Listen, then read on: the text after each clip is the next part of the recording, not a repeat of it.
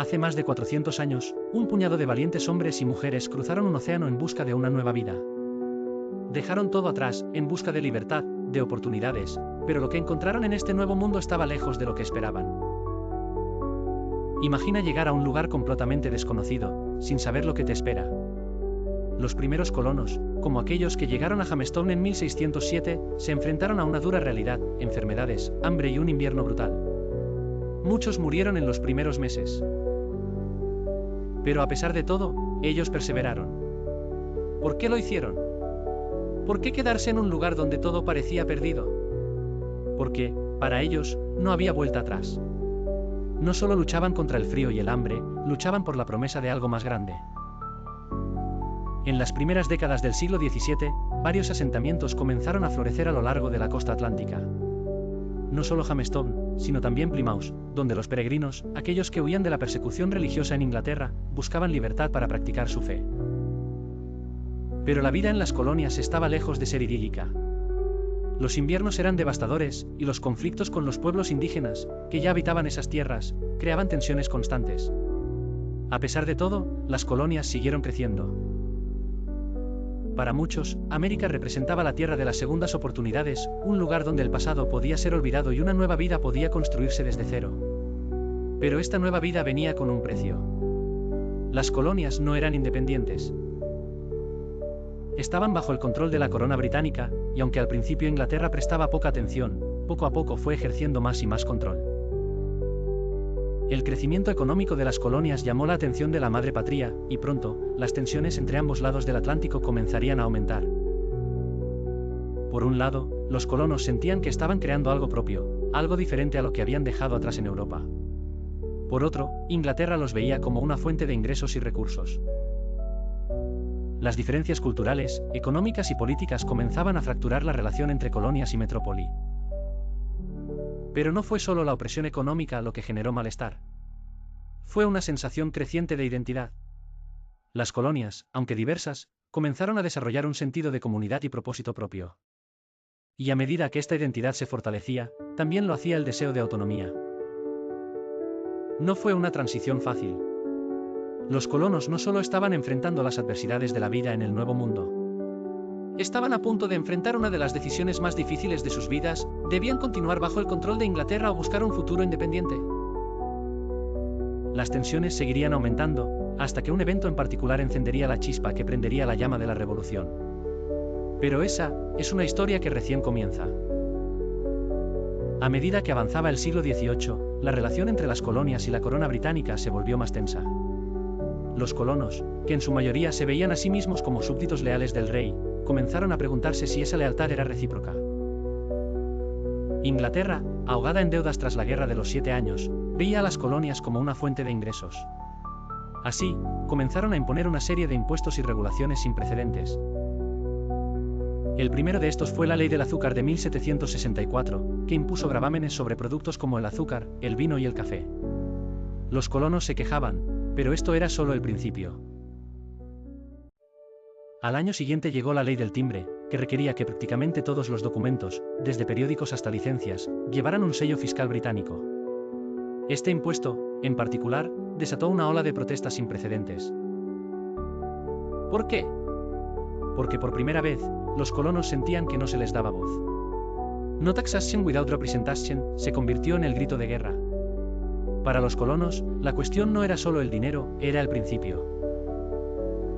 ¿Cómo podían ser gravados por un parlamento en el que no tenían representación? Para muchos, esta era una violación flagrante de sus derechos como súbditos británicos. Pero mientras los colonos alzaban sus voces, la respuesta desde Londres fue más imposiciones. Las leyes Townshend de 1767 gravaron aún más bienes, desde el vidrio hasta el té. Y fue precisamente el té el que se convertiría en el símbolo de la resistencia colonial.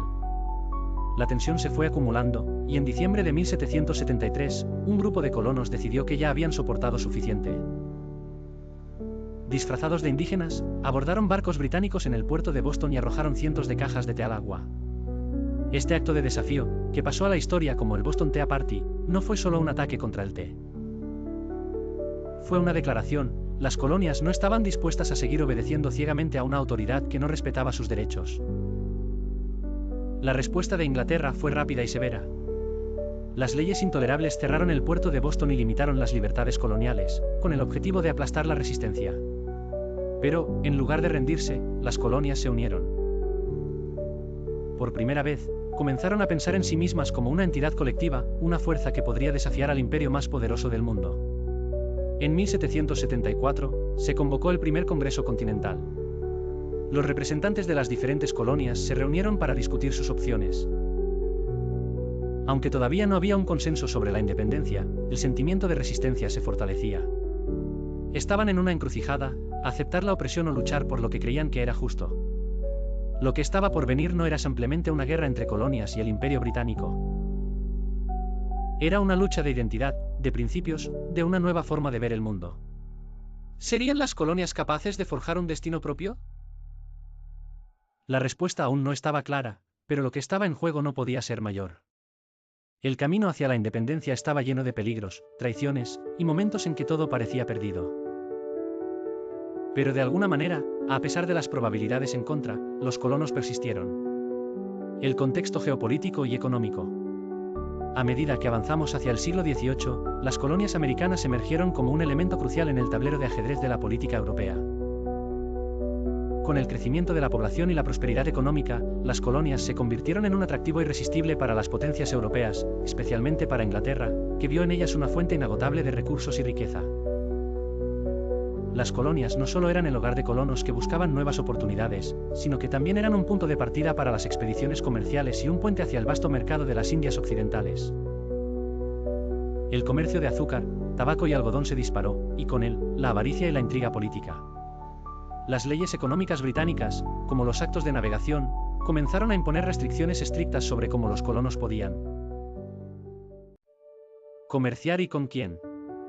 Los colonos, que habían llegado a soñar con la prosperidad, se encontraron atrapados en una red de regulaciones que amenazaba con asfixiar su crecimiento. La presión se intensificó cuando las políticas fiscales se endurecieron. Los impuestos y tarifas sobre productos esenciales como el papel, el té y el vidrio aumentaron la frustración entre los colonos. En este punto, la narración se adentra en el creciente descontento y las primeras protestas. Las colonias, que habían comenzado como grupos independientes, comenzaron a ver un hilo común en su lucha. Fue en este contexto que emergieron líderes carismáticos y organizaciones clandestinas, como los Hijos de la Libertad, que comenzaron a articular el descontento colonial. Los colonos empezaron a cuestionar la legitimidad de ser gobernados por un parlamento al que no habían elegido. Frases como "no hay impuestos sin representación" comenzaron a resonar, convirtiéndose en un grito de guerra. La chispa de la revolución se encendió, pero no sin resistencia. Las primeras protestas fueron reprimidas con fuerza, y los colonos se encontraron en una encrucijada. La búsqueda de libertad enfrentaba la dura realidad de una poderosa máquina militar británica que estaba dispuesta a mantener su dominio. La tensión se palpaba en el aire, y el futuro de las colonias colgaba de un hilo. Las calles de Boston, una de las ciudades más activas en el movimiento revolucionario, se convirtieron en el escenario de numerosas manifestaciones. La más emblemática fue el Boston Tea Party.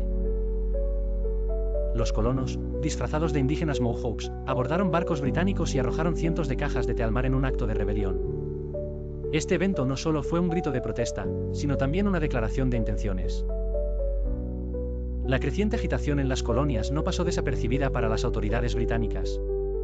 En respuesta, el gobierno británico implementó una serie de medidas punitivas conocidas como las leyes intolerables. En este clima de tensión, se empezaron a formar los primeros lazos de unidad entre las colonias, dando lugar al primer Congreso Continental. Este encuentro se convirtió en un hito. Los líderes coloniales se reunieron para discutir cómo enfrentar la opresión británica. Los gritos de la resistencia resonaron en cada rincón de las colonias, y la idea de un futuro sin el yugo británico empezaba a tomar forma. Las decisiones que se tomarían en este Congreso marcarían el camino hacia un destino que cambiaría la historia para siempre. Pero, ¿qué sucederá cuando finalmente se desencadene la lucha por la independencia? ¿Qué batallas se librarán y qué héroes surgirán en esta épica narrativa de lucha y valentía?